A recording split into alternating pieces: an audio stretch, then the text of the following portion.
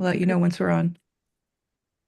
Perfect. I think we can, do you agree, guys, to wait a couple more minutes to see if they are joining the Zoom link? Other people are joining through YouTube, but still, Of course. we can wait 2 more minutes and then start the conversation. Yes, and we are officially live now. Oh, okay, so then we can get started. Okay, so hello, everyone. Welcome to our monthly webinar series. This month, we are tackling Earth Day celebration with AI for sustainability and conservation.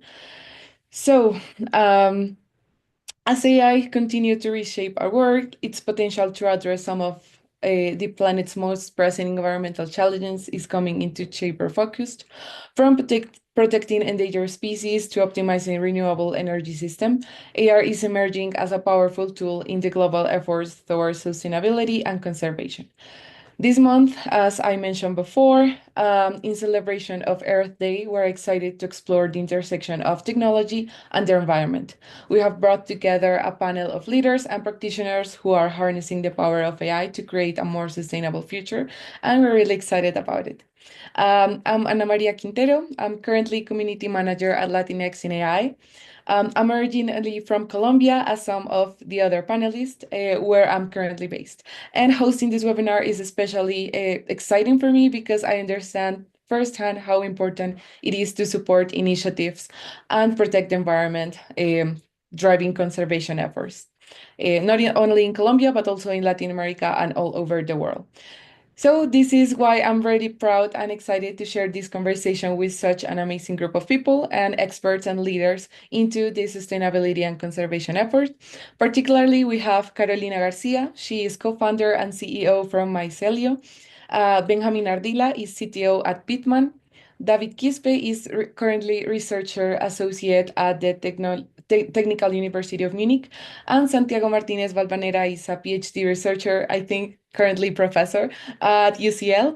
So I'm really excited to join you all. And I would like you to start this conversation by giving you the opportunity to introduce yourself a little bit. How is sustainability part of your career, and or if you transition from one field to another? Yeah, just to get you to know a little bit more. So if some of you would like to start, or maybe we can go with Caro right away. Thank you, Ana, and hello, everyone joining from the YouTube channel and some others that are here on the Zoom call. Thank you for your attention and thank you for joining us in this conversation today. I'm Carolina García Arbeláez. I'm Colombian and I've been working for a regenerative future for all my career. And when you said, what brought you into the sustainability space? I think it was my deep love for nature. I grew up in Colombia, one of the most biodiverse countries in the world, and I studied law. And I think I went to law school for a deep love for social justice and bringing justice to the world. But I didn't know that we were in the middle of a planetary crisis. And then I had one of the classes that changed my life forever, which was international environmental law, when I came to realize that we were in a severe, deep planetary crisis. Since that moment, I decided to dedicate my career into serving people on the planet. So I have not had a career change in that sense. All my career has been around this, but I have been changing sectors throughout my whole career, starting with the NGO movement, then working for the private sector and one of the largest multinationals for 8 years, and very recently creating my own business. Great. It is really nice to see how not only from tech, but from law and all the careers can be helping to support the environment. So maybe we can go with a different path. Benja, I know you're an engineer. So would you like to tell us a little bit about your journey and what are you working right now? Great. Thank you again for the invite. Super excited to be here. Yeah, my path has been a little bit different from Carolina's. I'm industrial engineer. I started working for different type of businesses. I first entered the world of analytics in 2010, working in banking, telecom, and consulting, like all the big businesses where money is made. And around like 2020, something shifted. I arrived to these type of topics in a very naive and unintentional way.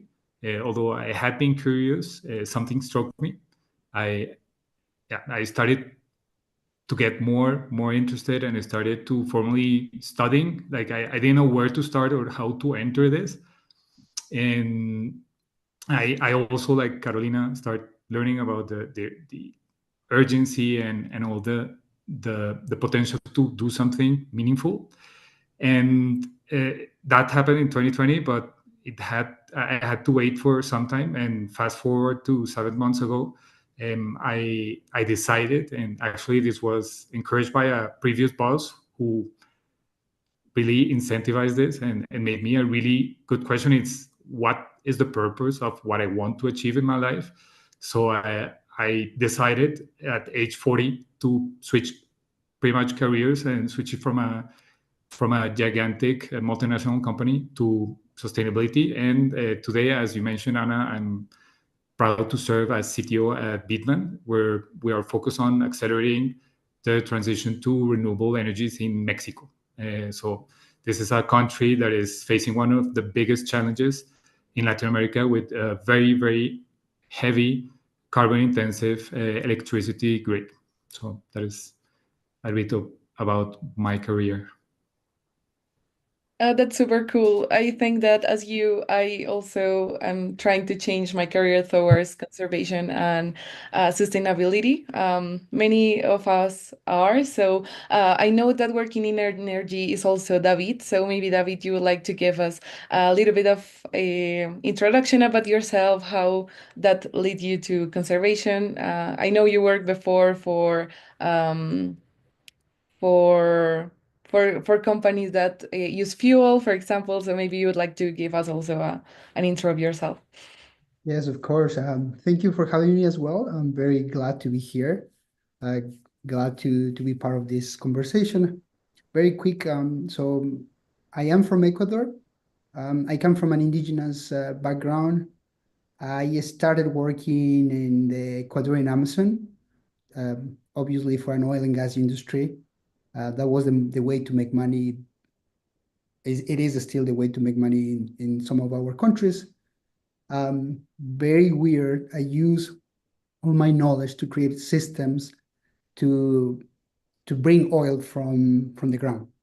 But then I worked a couple of years there. I saw, although we care a lot about the environment, things don't go the way that we expect. And I saw firsthand all these changes that we produce for the people and the environment. So I said, this is not what I want to do for my life. So that's when I moved to Toronto. In Toronto, I trained myself in AI. So I work a lot in optimization. And then in 2022, I got in touch with an organization that is called Climate Change AI. And so I started working with summer schools. I volunteer a couple of times as a mentor. And there's where I really found how to apply AI in climate-related issues. Right now, I work in a bunch of things, but my main focus is on applied driven innovation machine learning. So the idea is how we can help to solve some of those problems. Sounds good. So you and Ben probably have a lot to talk. And last but not least, I would like to introduce Santiago. I know you work with bioacoustics, so that's amazing. So if you would like to give us a little bit of introduction about your work and how do you get into AI and conservation, of course.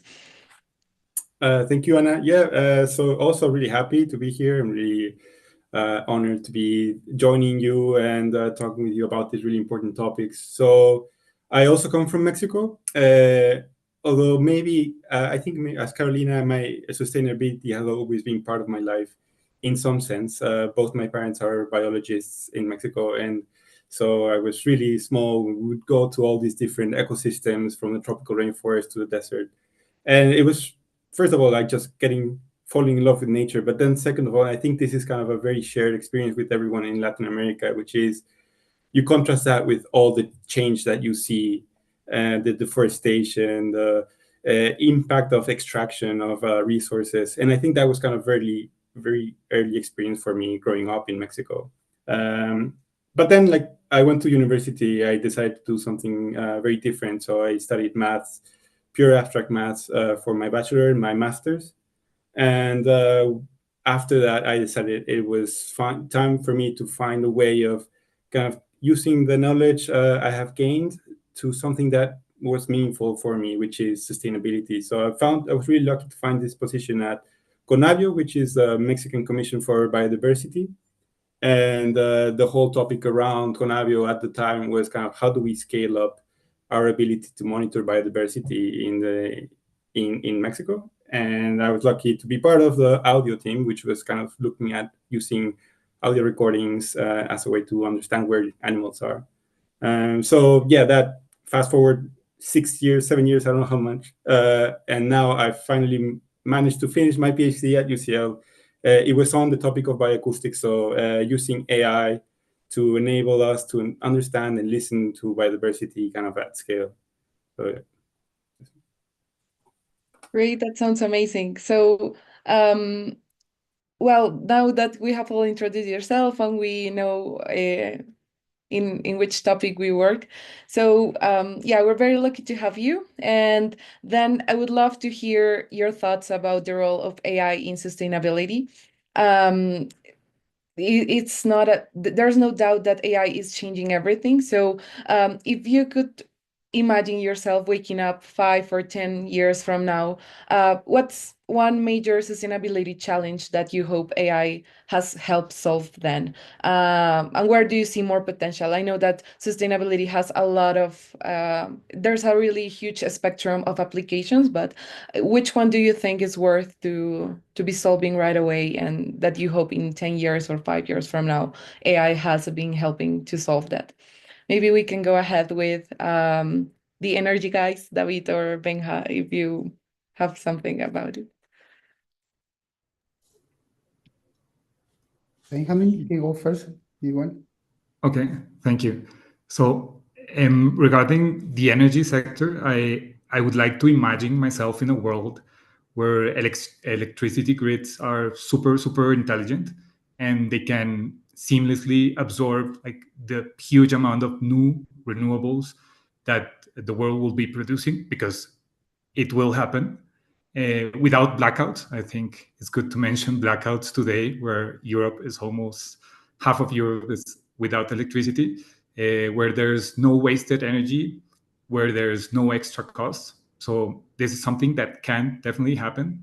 And this is only possible through AI, by developing real-time energy intelligence, dynamic systems that manage some complexity that is increasing, that is decentralized, that is able to absorb these intermittent sources of energy with precision and flexibility. So this will definitely have a gigantic impact in the decarbonization of our energy systems, making clean electricity reliable, affordable, and accessible. Yeah, and as you mentioned, it's not only about AI and predicting, but also monitoring. So that's a huge leakage in many sectors that are not monitoring their consumptions or their waste. So yeah, I totally agree with you. What do you think about this, David? Or do you have another application for the futures I would like to see? So really, I really agree with what Benjamin said. I was thinking about it and I said, oh, I would like to wake up in this world where people take climate crisis seriously. Okay, beside of all the hype about AI, I would like to see, presidents, people taking seriously the climate crisis. So that's something that I will love to wake up in 10 years and see that everybody's doing something so we don't get to the tipping points of this climate crisis. So that will be my goal. But in terms of AI, I also see this, decentralized energy systems where people can sell your energy to other people like without problems. So right now, you can now sell your energy to somebody that is needing that energy. So that peer-to-peer energy trading could be something that I really envision in the future. Obviously, intelligent buildings. So a building that is so efficient that can control itself to say, okay, right now I need to use this type of energy, or I have to do this type of changes.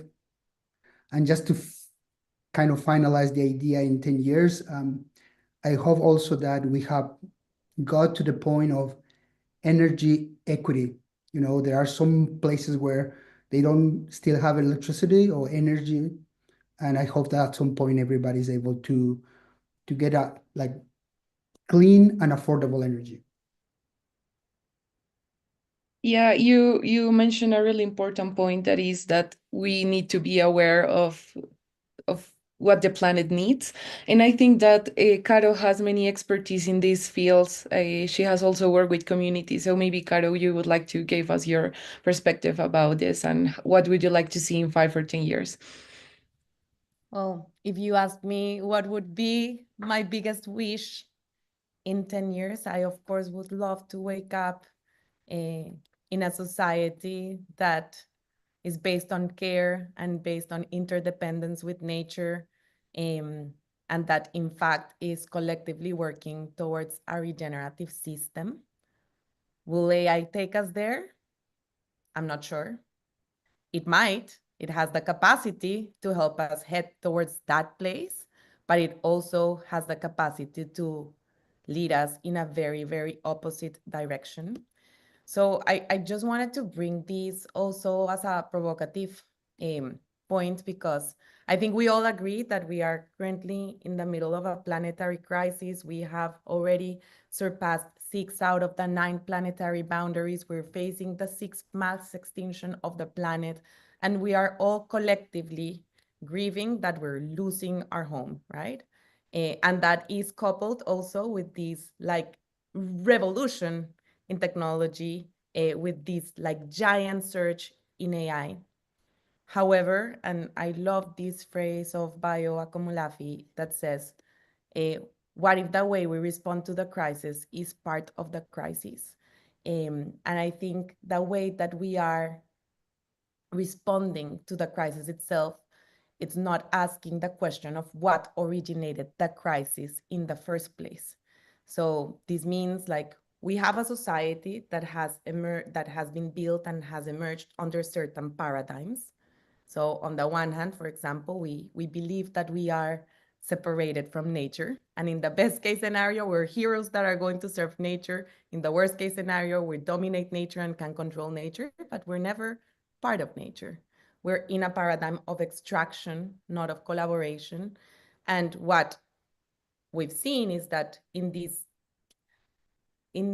this rush of solving, we're also replacing one extraction with the other.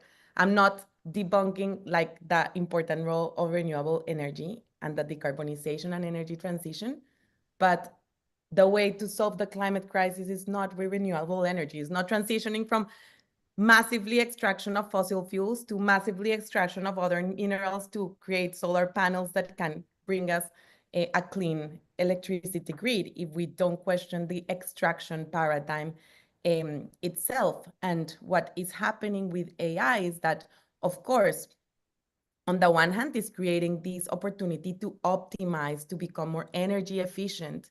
However, if we've seen energy efficiencies throughout history, what it has created, it has never reduced the use of electricity. On the one hand, it has enabled cost efficiencies that has allowed us to do things that we couldn't do before, some of them that are very pervasive at the same time.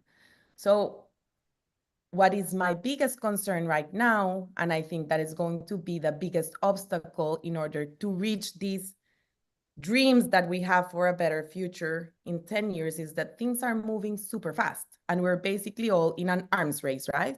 Everyone is working on AI right now. All the investment is going through AI right now. However, we're doing it so fast because each player wants to be ahead of the other one, that we're doing it without any collective wisdom of the intention and the direction that we want AI to help us walk through. So does AI have benefits and can help us get into that regenerative future, or the future where everyone is aware of the climate crisis that David says, or the future that Benjamin said of having really smart cities with intelligent smart grids? It can. Will it take us there? I'm not sure, because we are not developing AI with the wisdom that society needs. And if we don't, like, of course, there are really good use cases that are incentivizing sustainability, but AI is also being used to also further impact the sectors that are actually destroying living systems. So I think that we need to talk more about the wisdom behind AI and where do we want AI to take us, and not take for granted that it's going to be like the solution to the problems, because it might not be. Yeah, I totally agree with you. And also, AI is a tool, and if you don't use it correctly, it can have positive impact, but also negative impacts for many, many people and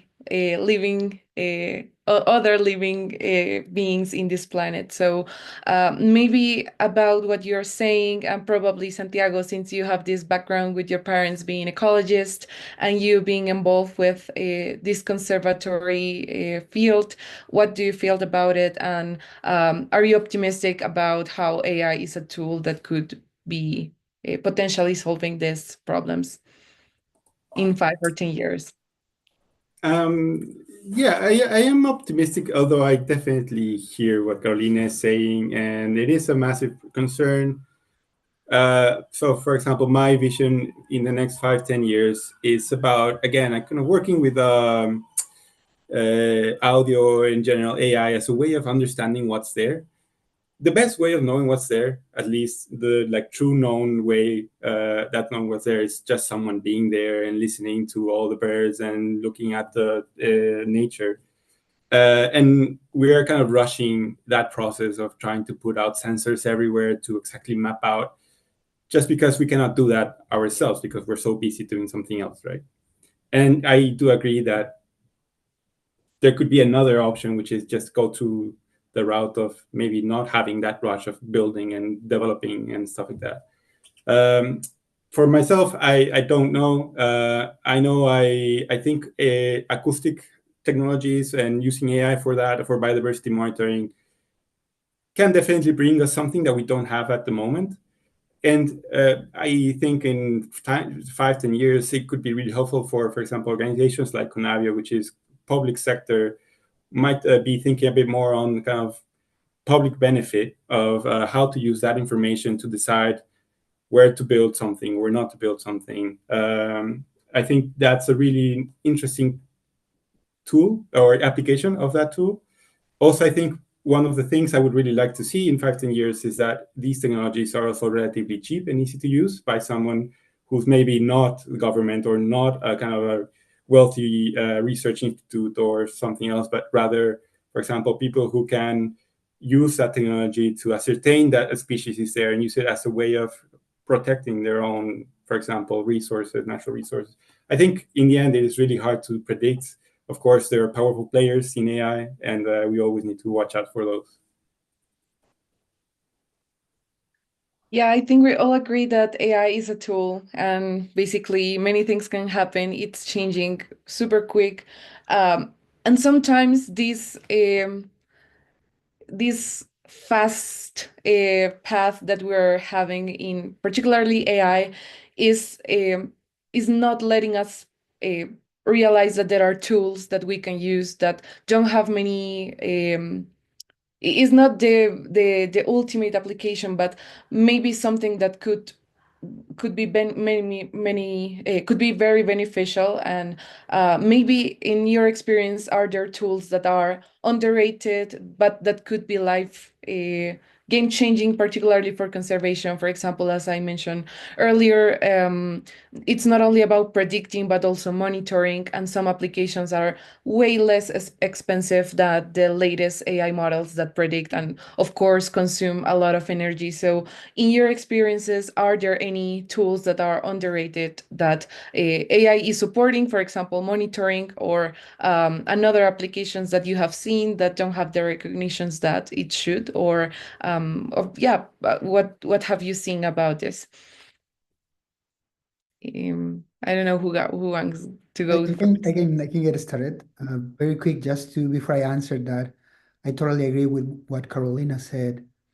So there is this new movement where some people from Hugging Face, they are proposing to have energy starts, we can call it, for each of the models. So we want to control, for instance, the energy consumption of the energy model. So we are not doing exactly what Carolina said, which is let's not extract oil, but let's still generate energy with oil so we can feed the AI models. So it's still a circle that we need to break somehow. So I think people in the AI research field, we are very concerned about that as well. So people are working and we are trying to work on that. But just to go back to what you said, Anna, I strongly believe that predicting and monitoring is very important, and AI can do a very good job. But also something that we don't need to forget is controlling. So in this specifically in my field, related to energy and how to help the energy transition, controlling is something that is very complicated. So there are so many constraints. It's so hard to understand something, and even it's harder to control it when you don't understand. So just to bring back what Benjamin said, right now, Spain and part of Portugal, they have a full power outage. They don't have energy, and obviously you don't have phone, you don't have internet, your train stops, so your life stops completely. Everything stops, right? So I think something that is very is a tool that people don't really think about it is humans have been doing that control. So right now there are an operator in a power plant doing that work. And some people say, okay, we are going to use AI, and now those operators are going to be without a job.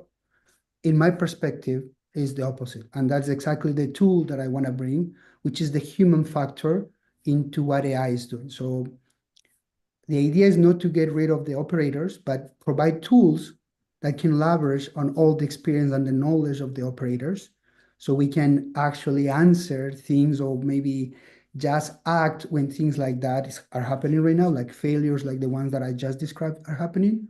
So I think the human part is a tool that some people in the AI field and also in other fields are kind of saying, oh, we don't need humans anymore, but that's the human is the one that we need. And we need to remember that everything we build is for the human, so for the person, for the people around, okay? So I think that's something that is very underrated. Yeah, I totally agree with you. And sometimes there are labs that are focused on developing models and developing data, but they don't work directly with the final user and the final population that will get impacted by these solutions. So it's really important to work hand by hand with all the stakeholders and people around it. So maybe, I don't know who wants to go next about an underrated tool. Could we even create awareness of the challenges? Maybe there are many news that people are using ChatGPT for applications that do not make sense, or so companies that are still doing things in the same way. We're going to talk a little bit about that later, but maybe some of you would like to highlight an application that is not getting enough recognition.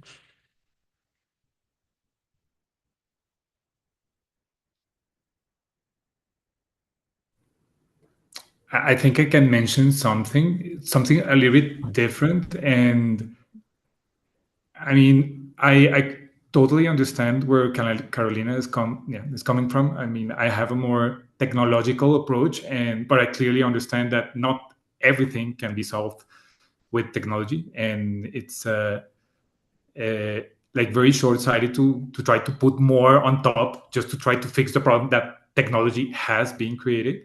But I think specific applications, even though they're not like super sexy, can generate a huge impact.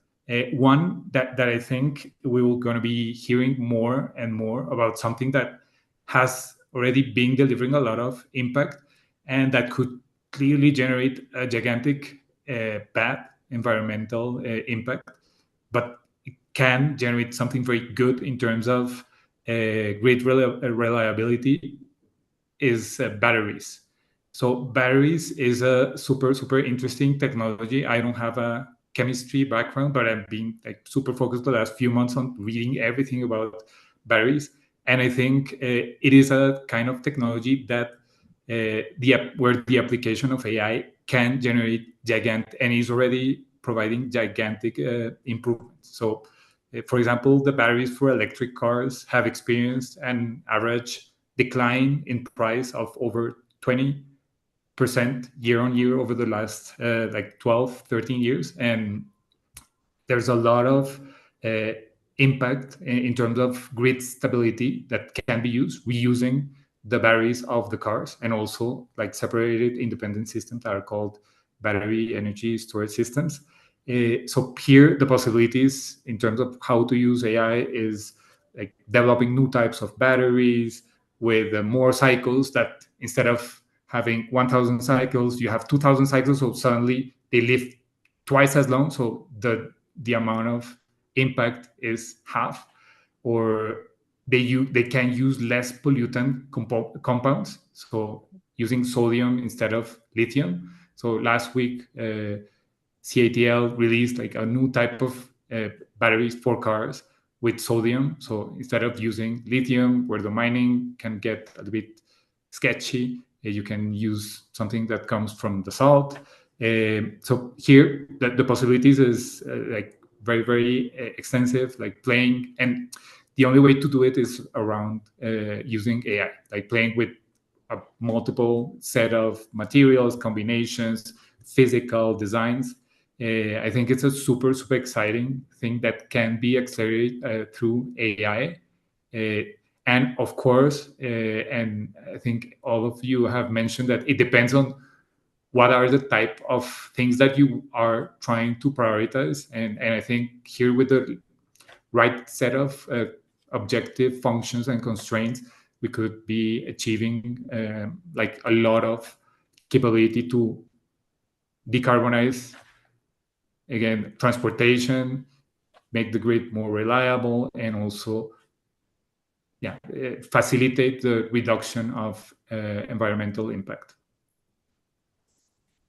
And I think that point is very important, because I think we can all agree that even though AI is going to primarily help us like gain many efficiencies and expand the life cycle of, like you were talking about, batteries, I think in the short term, this surge on AI, is of course going to increase emissions in the short term, but it can help us like radically change into the decarbonization if we use it for that purpose. I was reading that like projected AI could use like 4% of global electricity by 2030, which is a lot compared that right now it's like less than it's like 0.2% or something of like the global electricity use, and like we're gonna have that. And I think that's a trade-off that we can make if we know that then we're going to use all of the greatest efforts to actually decarbonize, because otherwise like we are also delaying the peak of emissions, right? Like we know that we need emissions to peak as soon as possible. Otherwise, it's going to be very hard to keep us well below 2 degrees, which is like the biggest aim of the Paris Agreement. We shouldn't be increasing more than 1.5, and that's already probably lost to this point. And I want to be optimistic, of course, but and I'm a stubborn optimist. That's even my mantra, but I don't want to be naive about the facts. Like we need to be optimistic, but we also need to be very clear of what is happening in order to have all this information and make the right decision. So we know that emissions need to peak ASAP. Otherwise, then that is going to be a very steep curve to actually reduce emissions. And at some point, we're going to be trapped in terms of like, okay, how do we do this without shutting down our economy, blah, blah, blah. So I agree that there is a huge potential, and I think it's never the point to question the potential. I think the potential is there, but the potential without the ethical conversations and the wisdom and the governance and the regulation can also have like the contrary impact. And also a quick comment on Santiago's work, because I think bioacoustics is so interesting, and like the potential also around about what AI and like getting like real-time data can enable us for conservation. There are many, well, not many, but there are some really good cases right now. I think one that has been spoken of so much was like this collab with Microsoft to tackle deforestation in the Amazon using bioacoustics, using satellite imagery, and being able to process with AI and machine learning all this information in real time. And I think it was amazing to see like from the results that, for example, deforestation rates and hotspots, they could be like identified in real time.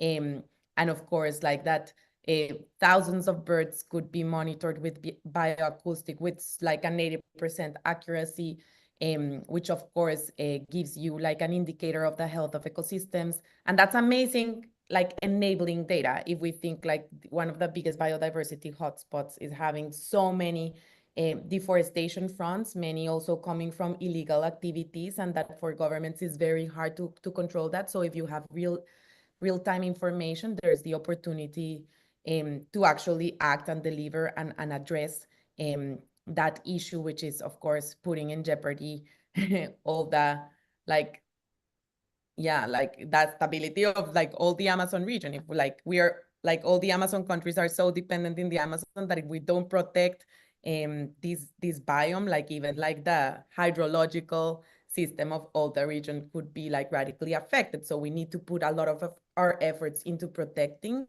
this space, and like bioacoustics and the results that we have also on some of these pilots could really enable the governments across the biome to cooperate and tackle this very complex challenge. Yeah, maybe, yeah, just to, thank you for the comment. It's, bioacoustics is really interesting. And I guess just to say also, conservation itself is kind of filled with many complexities in terms of ethics as well, because depends on who's using that information for what. There can be kind of good or unjust outcomes. And you still need to kind of be very careful about your environmental impact and whether it's kind of the best way of going forward with understanding where biodiversity is. But I think still, I also completely agree with David in the sense that, of course, there's AI kind of brings us these visions of everything is automated. We don't need to do anything, just push a button, and then you get all the information you need at any time. But I think also ecosystems, maybe they're not an industrial system, but they're also quite really, really complex and really hard. And there's a lot of kind of nuanced knowledge that a lot of people have, both expert biologists that go in the field and like understand the behavior of birds, or people who live there, who like just live with birds or bats or other animals. And I think it's really hard for, at least now, for the models to capture all of that nuance. And that's why we are seeing, I mean, even though we have models that are able to detect like 6,000 bird species, which is incredible, we don't really know how well they actually apply when in like a real life monitoring situation.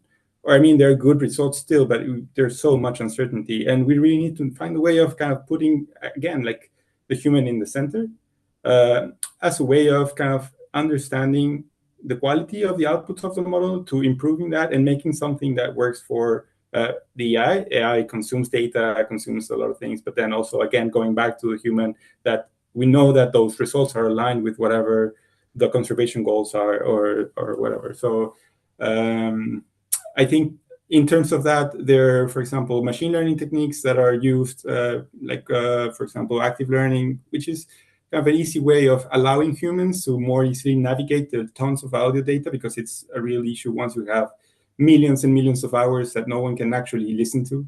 So just to be able to find the kind of examples that you need in order to feed the data, to feel more confident about the results, I think there's a bit more focus on kind of more that data quality and data aspect of the AI development that needs more focus now that we know that there's some nice fancy models that can do it. And just as a quick as a quick complement to that, I would say it's not about putting only humans at the center. It's about putting living systems at the center, and also all the more than human world, because really what has brought us into this planetary crisis is to have this anthropocentric view where humans, everything revolves around humans, and we've lost the sense that we're actually interdependent and interconnected with all nature. So we're destroying all living systems, even though we depend directly from all living systems. So I think it's part of our narrative that we need to change, that only humans need to be at the center, like living systems need to be at the center, and we need to take care of this common world that we have. Yeah, I totally agree with you both. I have had the opportunity to talk directly with biologists that are learning to use AI, and they do think that there's a lot of potential. But again, many solutions are in a lab, in a basement, where they don't have interaction, nor with the living systems, as you mentioned, Caro, and also none with the final user that will be the people that are actually having an impact. So I think that it's really important to highlight this intersection between all knowledge. And for example, the batteries that Benja is mentioning, the chemical engineers are also a big part of it. And is this transition of AI needs to have these also sources of knowledge that we as engineers probably don't have. So I think it's really great. And I know that we have talked about challenges, but now driving the conversation more directly to the challenges that we are facing.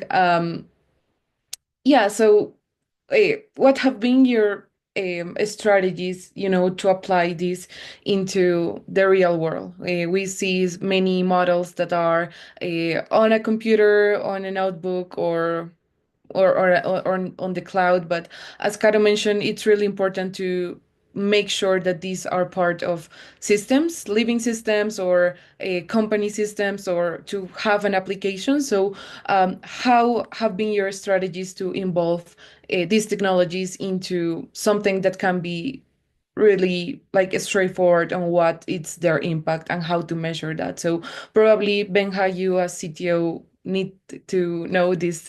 This has to have an impact directly. So how are your strategies to involve AI into outputs that can be tangible?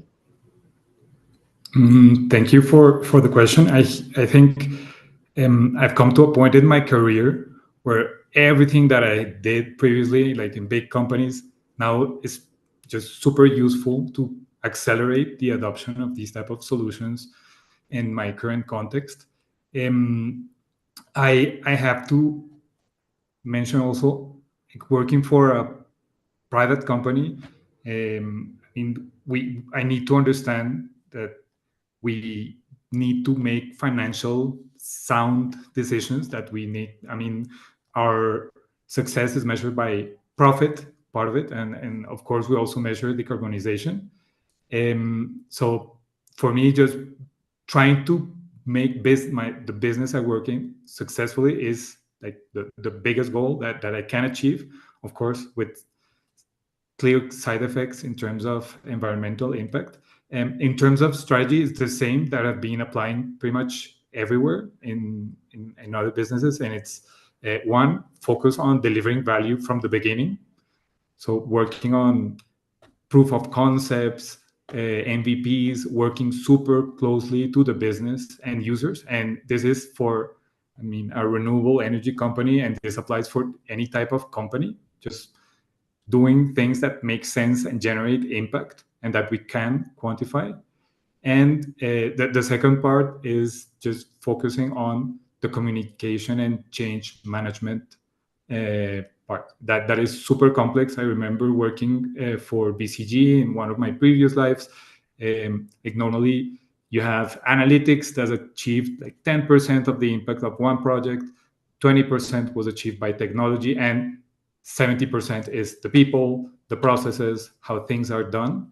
So here, I think the challenge as former data scientist, although I have like a clear data science background, is not focused so much on the purity of the technical solution, but make things that work and generate value. It's better to have something that is incomplete. It can be, let's say, not super sophisticated analytical model, but that delivers value to the customers, to the users. So that part of understanding the adoption of the AI systems, how decisions are being made, how the results are being quantified, like in any other business, is critical, because else you will be dreaming about something that might generate some impact at some point.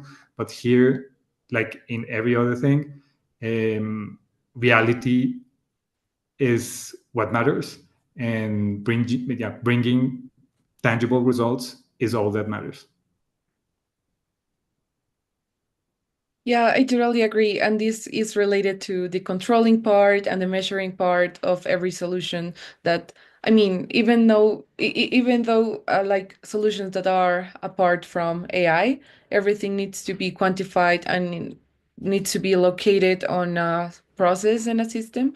So probably, Santiago, your field is super huge in conservation. So I know you have worked in research, but how do you see like these type of solutions involved on a real scenario, and how companies have started to do this? As Caro mentioned, Microsoft have many initiatives that are focused on AI for good. So in your experience, how do you think these solutions can be involved into companies, organizations, governments, and yeah, how so we can make decisions more efficient, as Caro mentioned before, with the governments and decision makers? Yeah, so yeah, thanks for the question. I think there are several issues. Of course, one kind of relatively easy to name, which is sometimes these solutions, AI in general is kind of very technical topic. And so I think especially in research, it's not always kind of the main interest to make it something easy to use for someone else. You kind of basically do your proof of concept, you publish a paper, and then you move on. But one of the things I'm having kind of very concerned about is making it usable for the, maybe, let's say, not totally end user, but a bit closer. So for example, I do have kind of the liberty to maybe put a bit more focus on developing open solutions, meaning open source tools that, for example, if someone wants to pick up, it could be Conavio, for example, could be, I'm working now with the Bat Conservation Trust here in the UK. So they pick up the tools that we've been developing in my research to, for example, annotate audio, to like say, okay, here's the recordings of birds and bats, and this is the training material we'll use to develop the models. And then also thinking about kind of the usability of that training pipeline, so that in the end you have something that is not hard to use, because otherwise no one will pick it up. And then I guess another big important thing I've been really thinking about is the way you can also make it a bit more impactful in the real world is to kind of embed standards from the very beginning.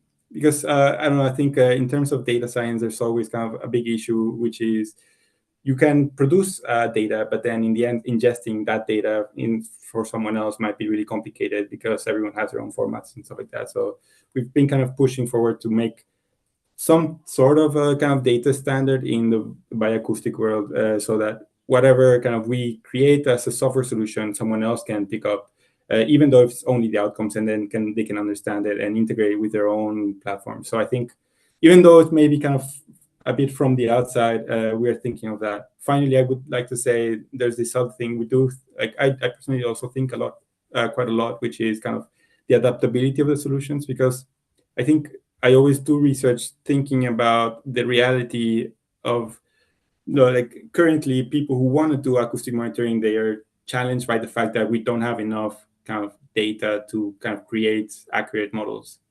So doing research within that particular context and figuring out, okay, what are some methodologies that we can use in order to kind of alleviate that lack of data or find kind of innovative solutions for that. I think that's another way maybe down the line can have kind of more real world impact. Yeah, I totally agree. And also, like David says, that there are many constraints about not only sharing, I mean, he mentioned sharing energy, but that also involves like sharing data, sharing resources, sharing knowledge. Sometimes that knowledge is on private companies. So yeah, but it has to be on a context where every output can be measurable. So I think this also relates with another question that I have down there, that it's getting involving like the communities where these applications are going to be serving. So I don't know, maybe David or Caro, you would like to mention something about how this also can be really impactful for communities that, for example, have never used a computer before or don't know how to read, how to write. That's a big challenge, and sometimes we're not aware of it. So how do you think about integrating communities into these processes of having the models and having the data, as Santiago mentioned? How do you see this? I can go first, Carol, if you're okay with that. Yeah, so I think it's very important to involve the communities, especially because they have the knowledge. I think Santiago said something very important. The models are still not very accurate. Sometimes robustness is not the best. So we still need people, humans, the communities there.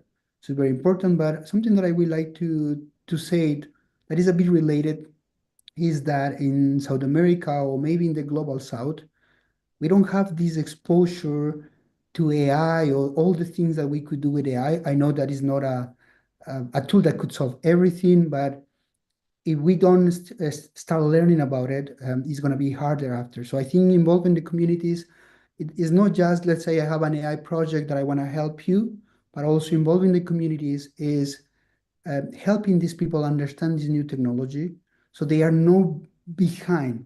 Although we are already behind, we cannot be even more like, So that's something very important. And there is a project that is close to my heart. It's called AI. We have a profit in Ecuador where we teach indigenous kids about AI opportunities. Okay, so we don't want them to be AI researchers, or we want to if they want. But what we do is we put the knowledge in front of them so they can see all the potential, and if they want to do it, they can choose to do it. But I think that is important as well, giving them the option and the opportunity. So yeah, my take will be communities are important, but not just involving for the project, but also training them and showing them the opportunities that we have with AI to solve some of the problems that will, at the end, they will be the ones that are the most affected after all these things happening, right? So yeah, I think that's important as well. Yeah, and perhaps to complement on that, well, we see that the adoption right now from all the organizations have been massive. I was reading this survey done by McKinsey, and it says that over 70% of the organizations that they surveyed are already using AI in at least one of their functions. So this is early 2024, and I think that, well, this has been a game changer for the past 2-3 years. I remember, and I tell this anecdote, when ChatGPT became live and DALL-E became live, I even sat down with my parents, with my family, and I was like, okay, this is out. You need to learn how to use it. Let's even play with it. Let's see how this work. And right now, I think we can all agree, and probably many of you listening to this webinar, you can all agree that somehow you're using AI in your daily life. And back to David's point, you don't want to be in a point where this becomes so advanced and you're so left behind that it's really hard to adopt that technology. And yeah, so a lot of AI literacy, we need to invest on that, so everyone knows how to use it, because this is perhaps like one of those leaps, like when we had the internet coming up, that it's becoming very, very fast. That's it. And I think the biggest challenge for me as and for my co-founders in Mycelium, it's the conversation of, okay, AI, but what for? And like, I think again, it's like AI, not for the sake of AI, but like purposefully using AI.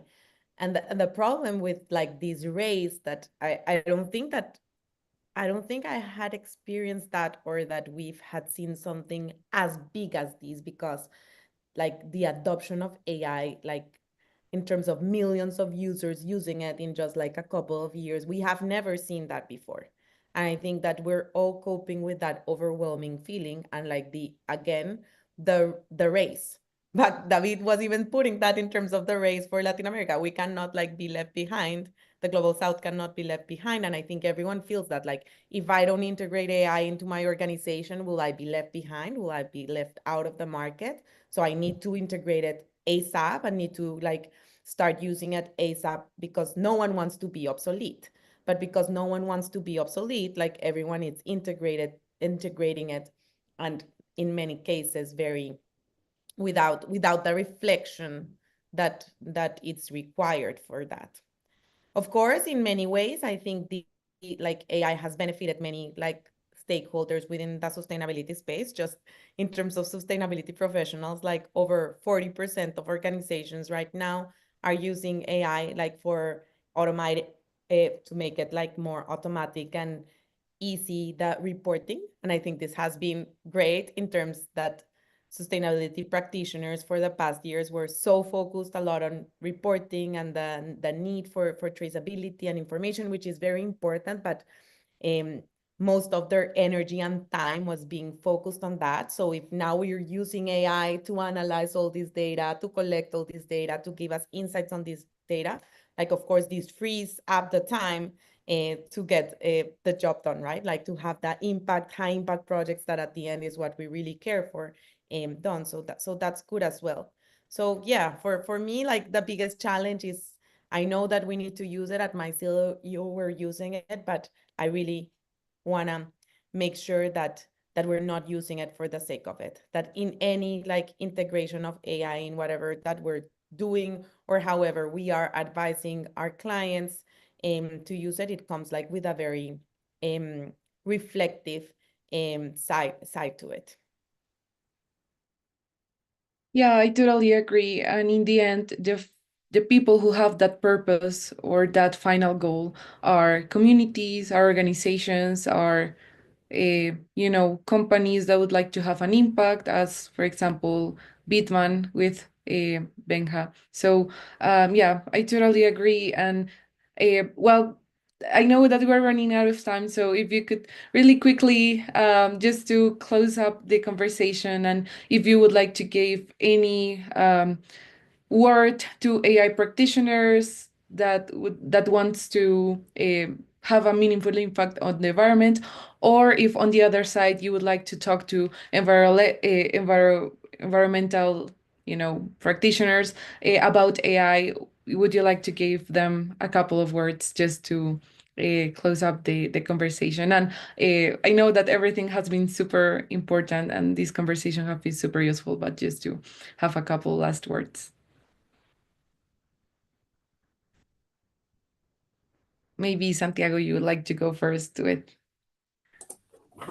Yeah, I would say, particularly to the conservationists, I think it is really important to acknowledge the fact that AI will enable kind of collecting data massively, and that's really enticing, really attractive. But I would say let's just kind of be careful, kind of be a bit slower than things are moving, because we don't want to start drawing conclusions from the data we collect unless we're fully certain that it is accurate.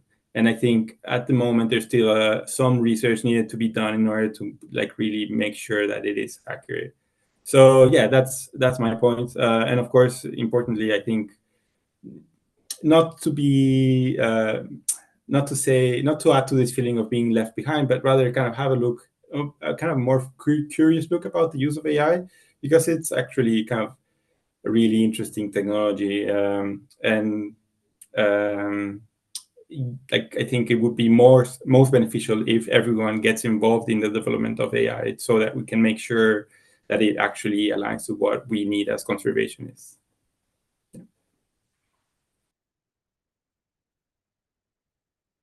Thank you, Santiago. Maybe David or Benja would like to give or Caro. I can go like super quickly, and it's just, I mean, for me, sustainability has been a revelation.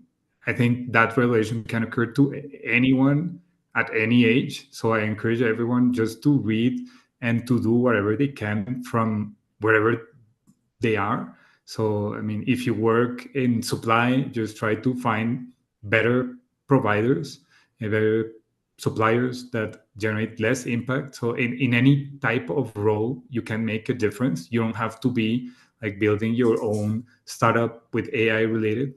I think just reading, being curious, understanding, and changing. Like if every company had people that know about the environment, I think each one could drive some change from the system within. And even people who work at oil companies, I'm sure there's people like super smart people that can make a difference, even though it's generating some revenues for them in efficiencies or whatever. I mean, I think from every type of corner we can do something about this, and it's never too late to start doing something. And to that point, I think we're in the most interesting moment in time, because like there's so many paths to take, right? That can lead us to very, very, very different views of the future. And I think it's an amazing opportunity for our generation to be part of building that future that can be better, brighter, or can be worse. So I don't think I love that Benjamin is encouraging people to read about sustainability, to foster that curious mind. But I also would add to that at the end, like what we're building is together, that we can build together the future of our society in this world, in a society where, in a world that we share, right? It's not only for us. And I have here just like beautiful coincidence, but this amazing foundation in Colombia called Common World that I support and work with as well. And they're full of beauty. I just love them. And they usually give like these little cards. And I was saving this one. And it's a phrase from this mythologist called Michael Meade. And it says, "Whether we know it or not, our lives are acts of imagination, and the world is continually reimagined through us." And I think this is very important, because at the end, like the world will become what we are reimagining through us. And right now we have this amazing tool, this amazing, powerful tool that gives us godlike powers. But if we don't have the wisdom, if we just have the godlike power, then the world that this will bring us, it's a quite dystopic world. If we take a pause, and back to Santiago saying, okay, let's slow down. And I love the phrase from Bayo Akomolafe that says, "The times are urgent, slow down." Use this space to actually reflect, to actually not just follow like blindfoldly this arms race that we're currently at, or because if we don't take the time to think it through, if you don't become an active member of this conversation, and if you don't think it through, then like you're just going to be so entrenched in the output, and then it's going to be irreversible, right? So we're right now in the moment to shape things, to question things. Don't take anything for granted, and be part of that, because we're in a moment where everything, absolutely everything, is at stake. Maybe just to add on top of all the things that you have said, I think interdisciplinary is very important right now. So we need AI researchers that know about climate science. We need climate scientists that know about AI. And we know people that know about their field of expertise, environmentalists, engineers. So we need to work together. But also we need those people that maybe they are not engineers or environmentalists, but they have a unique background. And my call is for those indigenous people in different places that they also need to be involved because, as Carolina said, we are here to help shape how to use these tools for something that is useful for all of us. So I think I just want to say that it's a moment for us to get together and work in an interdisciplinary way. Interdisciplinary way is just bringing all these ideas together and respecting different ideas and using them to create something useful for all of us. Well, thank you so much. All your words were really inspiring for me, and I'm sure that for everyone that listens this panel. So I would like to personally thank you all for participating, accepting this invitation. Thank you for the people that join us through Zoom or through YouTube later. So I hope you can take something to work on later. But yeah, that was the monthly webinar for this month. Thank you for participating, and we didn't get a chance to take questions, but I'm sure that if we discussed outside the call, everyone will be willing to help. So thank you all, and I wish you a very good day today and a week. Thank you. Thank Bye-bye. you. Thank you, everyone, for you. joining us. Thank you. Bye.